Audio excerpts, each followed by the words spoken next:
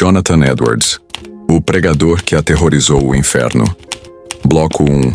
O grito de um despertar chamas no céu. Terror na alma. Aos olhos de um Deus santo somos como aranhas penduradas por um fio sobre o fogo eterno. E é apenas pela sua misericórdia que ainda não fomos lançados nele. Essa foi a voz que fez multidões desmaiarem de medo. Foi o sermão que incendiou corações, interrompeu rotinas e sacudiu o continente. Foi o ponto de ignição do maior avivamento que a América já viu. O nome dele, Jonathan Edwards, pastor, filósofo, teólogo, mas acima de tudo, um arauto do fogo divino em uma terra adormecida. No dia 8 de julho de 1741, em uma pequena igreja em Enfield, Connecticut, um homem com voz fraca e olhos profundos leu calmamente um texto manuscrito. O sermão tinha um título incomum, desconfortável: Pecadores nas mãos de um Deus irado. Ele não gritou, não gesticulou, mas enquanto lia, gritos tomaram a congregação. Pessoas se agarravam aos bancos e choravam, suplicando pela misericórdia de Deus. E ali começava o que seria chamado de primeiro grande despertar. Mas quem era esse homem? Como alguém tão intelectual e introspectivo causou tamanho terremoto espiritual? E o mais importante, o que a voz de Jonathan Edwards ainda tem a dizer para os nossos dias? Prepare-se. Você está prestes a mergulhar na vida de um homem que pregava como se enxergasse o inferno se abrindo sob os pés do ouvinte. Este é Jonathan Edwards. E este é mais um capítulo da nossa série, Grandes Pregadores do Passado. Mas antes de incendiar a América, Jonathan Edwards precisou apagar a própria vaidade e renascer em lágrimas. E é aí que tudo começa. Bloco 2. A Fornalha Secreta. Infância, chamado e vida devocional. O garoto que leu o céu com 13 anos antes do púlpito, veio o silêncio. Antes do sermão que sacudiu as colunas da América, havia um garoto que sussurrava orações em latim no escuro do seu quarto. Jonathan Edwards nasceu em 1703 em East Windsor, Connecticut. Filho de um pastor puritano, cresceu cercado de livros, oração e uma disciplina quase militar de estudos. Sua mãe, Esther, também era profundamente piedosa, e juntos ensinaram ao menino que o temor do Senhor era o início de todo conhecimento. Aos 13 anos, Jonathan entrou para Yale. Sim, 13.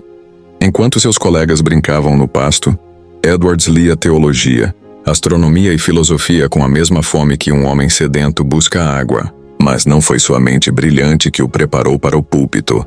Foi sua alma quebrada. Aos 17 anos, Edwards teve um encontro com Deus que marcou sua vida para sempre.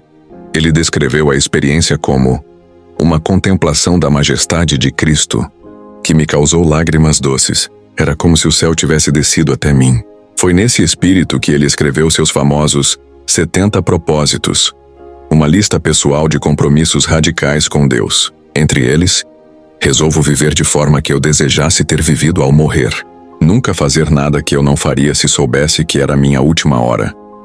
Nunca perder um segundo do meu tempo, mas aproveitá-lo da melhor forma possível. E Edwards vivia o que escrevia.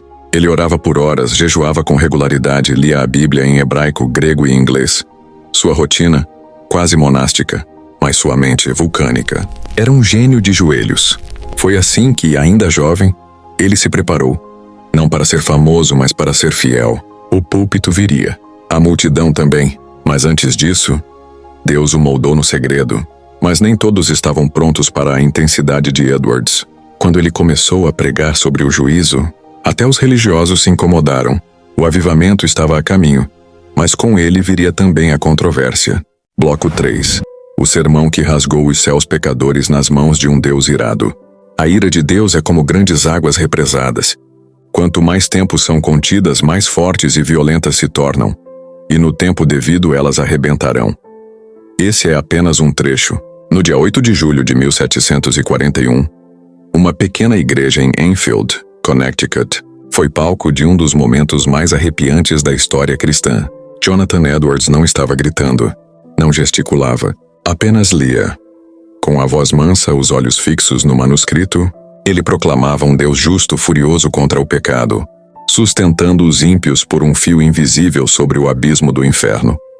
E então, algo sobrenatural começou a acontecer. Pessoas começaram a gemer. Outras se lançavam ao chão gritando de desespero. Alguns se agarravam às colunas do templo com medo literal de cair no inferno naquele instante. Houve quem implorasse: "Pare. Por favor, pare de pregar." Mas Edwards prosseguiu. A cena parecia saída do livro de Atos. Mas não havia fogo visível, não havia luzes, não havia música, só a palavra. Esse sermão, intitulado Sinners in the Hands of an Angry God, Pecadores nas mãos de um Deus irado, tornaria Jonathan Edwards uma figura nacional. E também um divisor de águas. Por que esse sermão foi tão impactante? 1. Edwards expôs a doutrina do inferno com lógica implacável. Ele não manipulava emoções. Ele destruía justificativas humanas com argumentos teológicos cirúrgicos. 2. Ele pregava com o peso da eternidade. Cada palavra parecia ecoar do trono de Deus. Ele acreditava no que dizia, e isso era palpável. 3. O tempo estava maduro. A Nova Inglaterra vivia um momento de frieza espiritual. Religiosidade morta e hipocrisia religiosa. Edwards foi o estopim de um barril de pólvora divina. Mas com o avivamento, vieram os ataques. Enquanto multidões se rendiam a Cristo, outros líderes começaram a se incomodar. Acusaram Edwards de exagero, manipulação e até fanatismo. A guerra espiritual agora também era pública. Bloco 4. O grande despertar e a guerra contra o frio. Religioso depois do sermão em Enfield, o que aconteceu foi algo que ninguém esperava. Talvez nem o próprio Jonathan Edwards. O fogo espiritual começou a se espalhar rapidamente. As igrejas estavam cheias. Pessoas viajavam por dias só para ouvir a palavra. Jovens, velhos, crianças choravam de arrependimento. Casamentos eram restaurados. Inimigos se reconciliavam.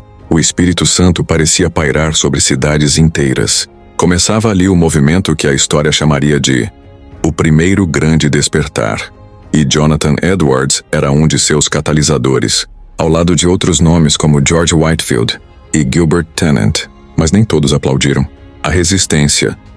A igreja formal em crise enquanto as igrejas enchiam, muitos pastores começaram a se incomodar. Acusaram Edwards de encorajar o fanatismo, mexer com emoções, perigosas, tirar o foco da razão e da ordem eclesiástica. Os intelectuais e religiosos frios o atacavam duramente. Alguns diziam que aquilo não era obra de Deus, mas histeria coletiva. E Edwards respondeu como um verdadeiro teólogo.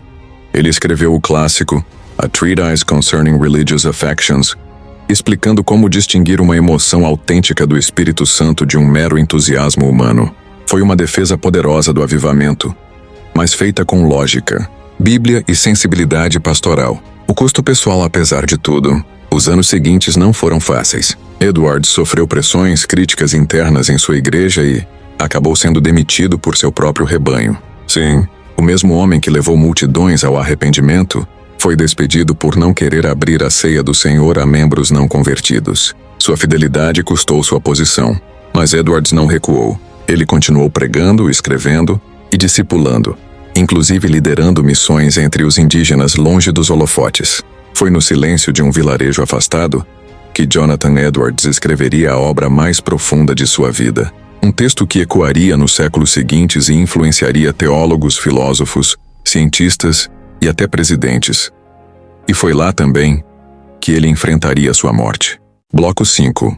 A mente que tocava o infinito. Jonathan Edwards não foi apenas um pregador poderoso. Ele foi uma mente rara, daquelas que aparecem uma vez a cada século. Para muitos, ele é o maior teólogo da história dos Estados Unidos. Mas sua influência foi além do púlpito. Atingiu as universidades, a política, a filosofia e até a ciência. Seus escritos, Lógica, Glória e Eternidade. Mesmo afastado do púlpito principal, Edwards entrou em sua fase mais produtiva como escritor e pensador. Ali, entre missões indígenas e tempos de reclusão, ele escreveu Religião Verdadeira, as Afecções Religiosas, uma análise sobre o que é uma experiência genuína com Deus. Um texto que ainda hoje é estudado em seminários ao redor do mundo. A Liberdade da Vontade, um tratado filosófico profundo sobre soberania divina e responsabilidade humana, lido até por filósofos seculares com admiração. A Natureza Verdadeira da Virtude, onde ele argumenta que a verdadeira moralidade só existe onde há amor a Deus. Ele escrevia como pregava, com profundidade, sem floreios, direto no espírito. Cada frase parecia carregar o peso de milênios. A mente que influenciou gerações pouca gente sabe. Mas Edwards influenciou diretamente a fundação de Princeton, uma das maiores universidades dos NLU. Seu neto Aaron Burr foi vice-presidente do EOA. Seus descendentes diretos formaram uma linhagem de pastores, professores, governadores e juristas. Jonathan Edwards tornou-se um pilar intelectual da América protestante.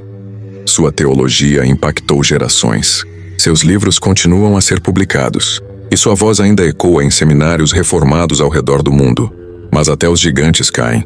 E com apenas 54 anos, Jonathan Edwards enfrentaria a morte, não em meio a guerras ou perseguições, mas por um gesto de cuidado que deu errado. Bloco 6. O silêncio do leão e a voz que nunca se apagou. Quando o céu silenciou, a terra ecoou. Jonathan Edwards não saiu de cena em meio a aplausos, nem sob os holofotes. Seu fim foi discreto, inesperado e profundamente simbólico. No ano de 1758, Edwards foi nomeado presidente da prestigiada Universidade de Princeton, um marco na sua jornada, unindo fé e razão com excelência. Pouco depois de assumir o cargo, foi orientado por médicos a participar de um procedimento preventivo experimental voltado para a proteção da saúde pública. Edwards confiava na ciência e, acima de tudo, confiava em Deus. Aceitou, mas seu organismo, já sensível por natureza, não respondeu bem. Ele enfraqueceu rapidamente. Sua energia se esvaiu, e em questão de dias, sua jornada terrena foi concluída. Suas palavras finais registros sugerem que, nos últimos momentos, Edwards declarou sua confiança plena em Cristo. Nada de desespero, nada de lamento. A paz de quem viveu preparado. Confio em Cristo. Tudo está bem. Simples, sereno, profundo. A dor de quem ficou e o brilho de quem partiu sua esposa, Sarah, escreveu em uma carta tocante. O Senhor o recolheu, mas jamais o arrancará do meu coração. E de fato ninguém jamais arrancou Edwards da história. Um legado que atravessou os séculos. Seus livros continuam sendo lidos em dezenas de línguas. Seus pensamentos moldaram universidades, igrejas e nações. Sua fé inspira líderes até hoje. Jonathan Edwards encerrou sua missão em silêncio. Mas o que ele pregou continua ressoando como um trovão sereno. E você? A mesma graça que sustentou Edwards ainda está disponível. A mesma paz, a mesma fé, a mesma eternidade. Bloco 7. O legado que ecoa na eternidade. A vida de Jonathan Edwards não pode ser resumida apenas a um sermão, por mais impactante que tenha sido. Ele foi teólogo, pastor, missionário entre os povos indígenas e, acima de tudo, um buscador fervoroso da presença de Deus. Seu ministério não terminou com sua partida deste mundo. Seus escritos continuam a moldar seminários, inspirar pregadores e despertar corações. Edwards era um homem de profunda convicção, que acreditava que a fé autêntica transforma cada aspecto da vida, não apenas no púlpito, mas no lar, no trabalho, na consciência. Mesmo enfrentando resistência, críticas e desafios, ele manteve sua postura firme. A glória de Deus era seu norte. Pregava com autoridade, mas também com lágrimas. Era firme na doutrina, mas compassivo com os aflitos. Seu coração estava apegado à beleza de Cristo, e isso transbordava em tudo o que fazia. Jonathan Edwards foi também um pensador à frente do seu tempo. Suas reflexões sobre o avivamento espiritual, sobre a alegria que vem da comunhão com Deus e sobre a eternidade ainda emocionam e confrontam. Para ele, o verdadeiro cristão não era movido por medo, mas por amor. Um amor que transforma, renova e impulsiona a santidade. Hoje seu legado ecoa como um trovão suave, que desperta os adormecidos e consola os que anseiam por algo mais profundo. Não se trata de idolatrar o homem, mas de reconhecer o quanto Deus pode fazer através de alguém totalmente entregue à sua vontade. Chamada para a ação. Se essa história tocou você, compartilhe com alguém que também precisa despertar espiritualmente. Comente. Você já ouviu falar de Jonathan Edwards antes desse vídeo? E claro, inscreva-se no canal, ative o sininho e prepare-se para conhecer os outros grandes nomes que incendiaram o mundo com a verdade do Evangelho.